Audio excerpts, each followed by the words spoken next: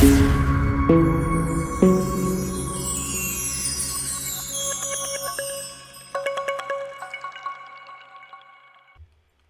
everyone and welcome back to the HJW Gaming channel and my beginner guides for Lord of the Rings Rise to War.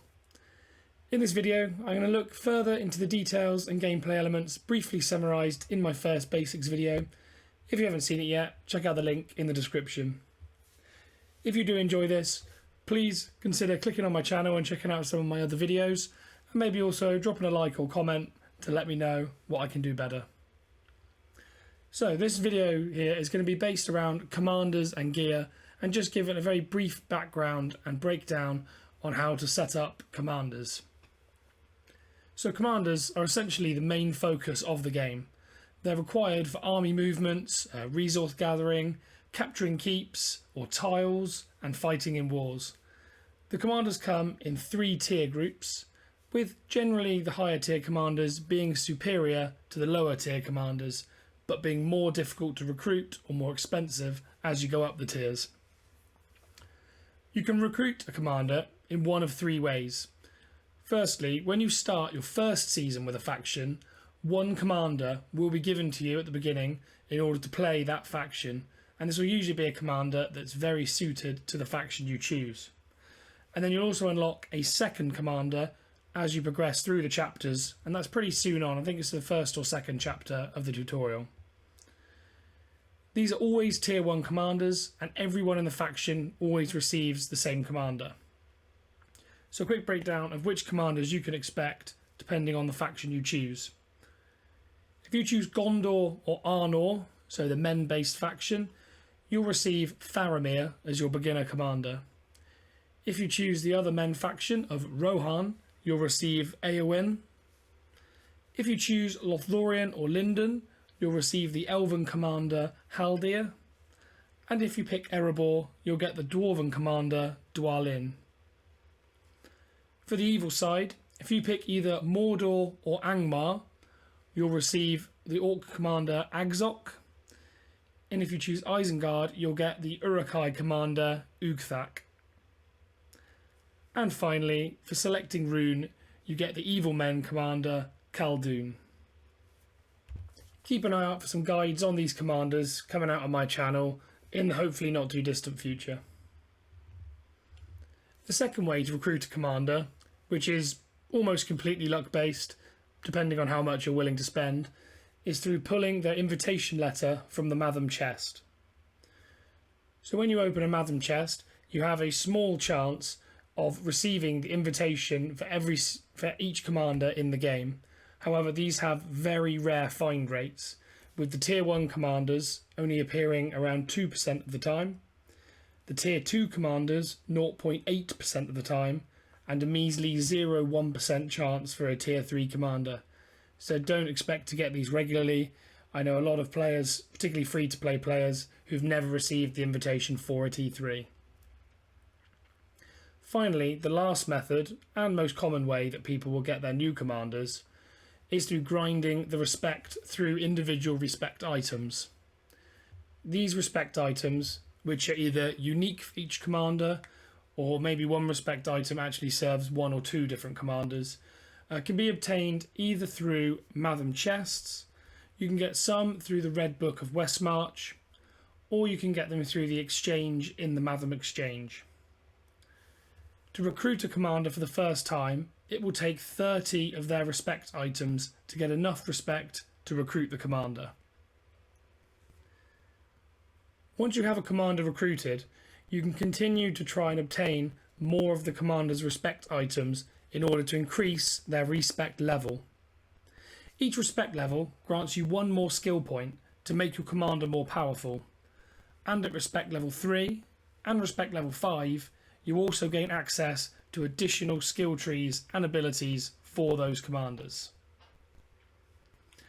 A quick additional note on skill points, and something that I didn't know for quite a while, is that if you go into the tavern, then click on the bartender, you have the option to impart wisdom. What this will do is grant you a bonus skill point up to a maximum of 4 in exchange for some of the gear in your inventory. Never use superior or legendary gear for this, so purple or gold, only ideally blue or green. But what this will do is, in addition to the bonus skill point, you'll also gain additional familiarity when you change your gear. I'll cover what this means a little bit later on. But definitely try, on the commanders you're focusing, to maximise this as soon as possible, as 4 additional skill points can massively improve the effectiveness of your commander. So next up, if you click on the commander button at the bottom of your main screen, you can see a summary of all the commanders you currently have recruited. When you select each individual one, you'll also see a large number of stats available for each commander. So to break these down, on a bar along the top, you'll see your commander's respect level.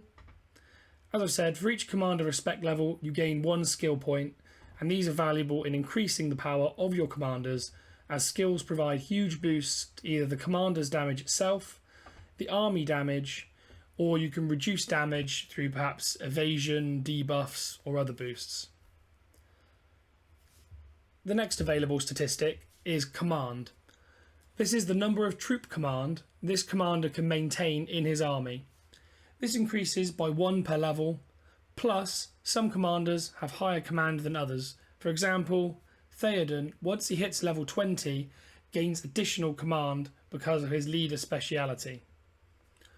The higher the better in general, as more troops inevitably means more damage from your troops, and the more total HP and more damage that your opponents will have to deal in order to completely defeat your army.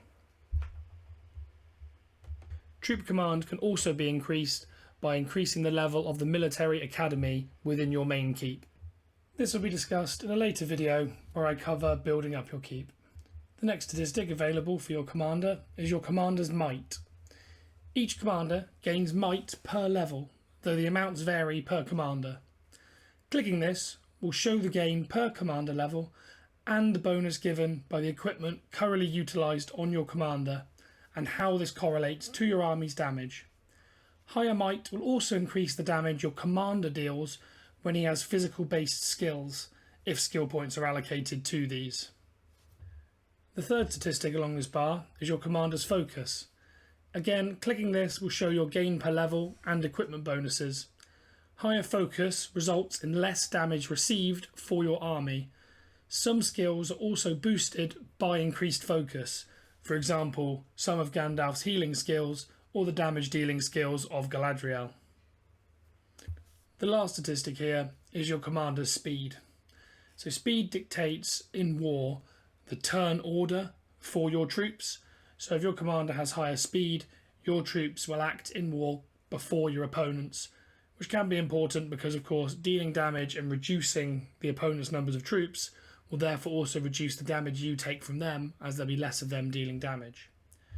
On top of this, speed also dictates how quickly your armies march and how quickly they can move from tile to tile. Also on this screen you can see a breakdown of your commander's level, the XP required to reach the next level, and also the current stamina. If you wish to use a stamina potion at any point, this is where you would use it. You just click the little plus next to the stamina icon and then you'll get the option to use a stamina potion if you have one available. If you click the portrait button on the right, you can see a breakdown of your current skill point allocation, or can allocate points as you wish by clicking the allocate points button. This will then give you the list of various skill trees and allow you to put points into each of these skill trees. Of course, if your commander is not respect 3, you will not have access to the middle and right tree, and if your commander is not yet respect 5, you won't have access to the rightmost tree. For details on what skills are best to use, see my various commander builds available on my channel. Lastly, if you go back to the first menu, along the bottom will be slots for each of your pieces of equipment. All commanders can wear 4 pieces of equipment. These are weapons, armour, headgear and accessories. You can obtain gear through tips, rewards and Matham chests. So all gear is graded by rarity, each represented by a colour. Common gear is green and cannot be strengthened. This should not be used beyond your first couple of days in Season 1 and only really has use in either imparting wisdom or selling it for gold. Fine gear is blue and can be strengthened 3 times. This will likely be the majority of your gear in Season 1 unless you spend money on opening more Matham chests for rarer gear. Blue gear fully upgraded can often be better than superior or legendary gear that has not been upgraded, so pay attention to the stats of each item when you look at them. Superior gear is purple, and this can be strengthened up to 5 times to make the weapon have better stats, but it can also be refined 5 times. And lastly, we have legendary gear that's the rarest and coloured gold. It can also be strengthened and refined 5 times. In order to strengthen each piece of gear, you will need to consume gear of the same rarity. Strengthening will increase the base stats of each item, and the number of same rarity items you'll need to consume for each level of strengthening will increase. So it will take 1 piece of gear on the first strengthen to give you a 1st star, 2 on the 2nd, 3 on the 3rd, 5 on the 4th, and 8 on the 5th. So in order to get a fully strengthened piece of gear, you can see you have to consume a heck of a lot of other gear of the same rarity. So make sure you're only strengthening gear that is of value to you. To refine an item or piece of equipment, you'll need to consume a piece of equipment of the exact same type. For example, to refine a Noldor sword, you'll need to consume another Noldor sword.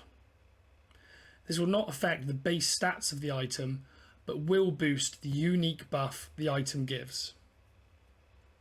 The first 2 refines, you only need 1 item of the same name. For the 3rd and 4th refine, you need 2 pieces of equipment of the same name, and for the final 5th refine star, you need 3 pieces of equipment of the same name. For some superior gear, this isn't too bad, as it's fairly, maybe not common, but some items are more common than others. However, you can see that for legendary gear, this is an enormous investment to get to 5-star, 5-star.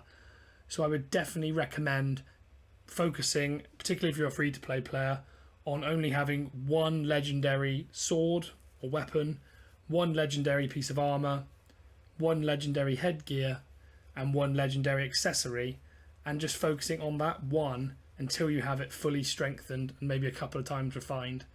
Don't make the mistake of trying to spread legendary gear around your commanders, because as said, often fully upgraded blue or multiple times upgraded purple will be better than unupgraded or single upgraded legendary gear, despite how good it does look to have legendary gear on your commanders. The last thing to cover here is that when you first put equipment on your commanders, they will not gain the full bonus for said piece of gear. You'll see a wheel next to each piece of gear showing familiarity, which goes up to 100%. The gear will only reach full effectiveness when it hits 100%. Your commander gains familiarity with each piece of gear whilst wearing this and fighting either AI or player armies, and loses familiarity when the gear is unequipped.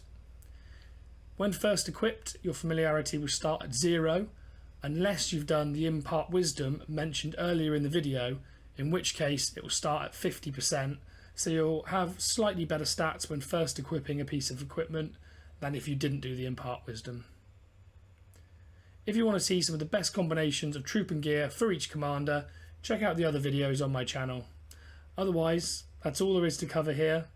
I really hope you've enjoyed. If you have, please drop a like and a comment, and subscribe to see more of these in the future. Anyway, I'm out, and I hope to see you in the next video.